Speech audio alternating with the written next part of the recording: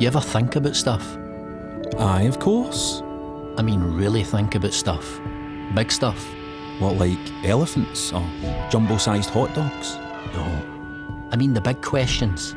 Like, what's it all about? What's what all about? Everything. The whole shebang. There was once a bunch of guys in Scotland who thought about stuff so much they weren't sure they knew anything. They don't sound too smart to me. No, they were really brainy. And take this guy. David Hume questioned everything. Why this? How that? Everything. He questioned what we actually know about the world. Do we have any good reason to think any of the stuff around us is actually there? Eh? I mean, think about it. How can we know the world exists? Because we're standing on it. Is that a fact? Why should I care about you? There's one of those philosophers. It's Adam Smith. We've got to help him. Should we? There's nothing in it for us, is there? Well, no, but if we don't help him, he'll be squished and his wains will be orphaned and they'll have to get a job somewhere horrible like a dandruff factory. And that upsets you? Aye. See, Smith called that sympathy. We know it as empathy. He believed that we share in people's pain and find pleasure in their happiness because it's in our nature. And if we help him, we'll get a big thanks and a round of applause. Right. So you think we should help him? Yes! Oh, please, it was nothing really.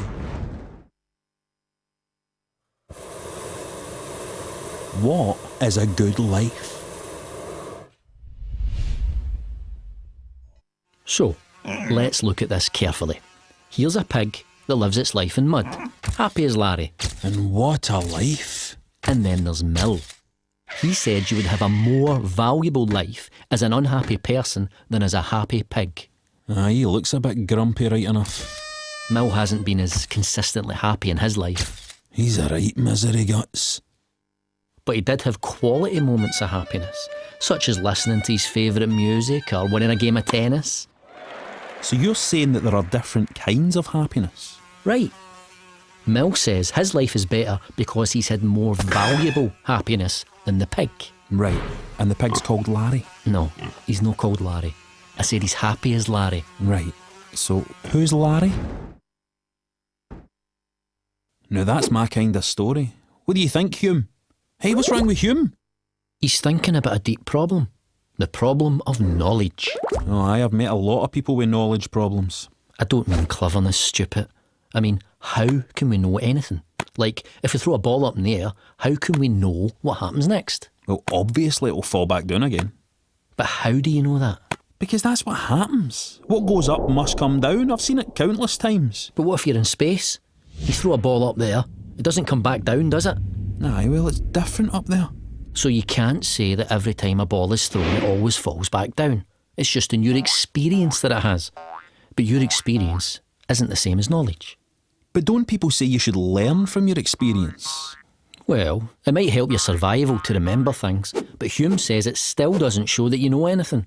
OK, somebody must have proved him wrong. Not this time. You can't use reason to prove that your reasoning is right. So maybe that storybook was right. Maybe the sun does go for a holiday after 1 billion days. Maybe. So what does it all mean? It means that you should never stop asking questions. It means life is more exciting than you think.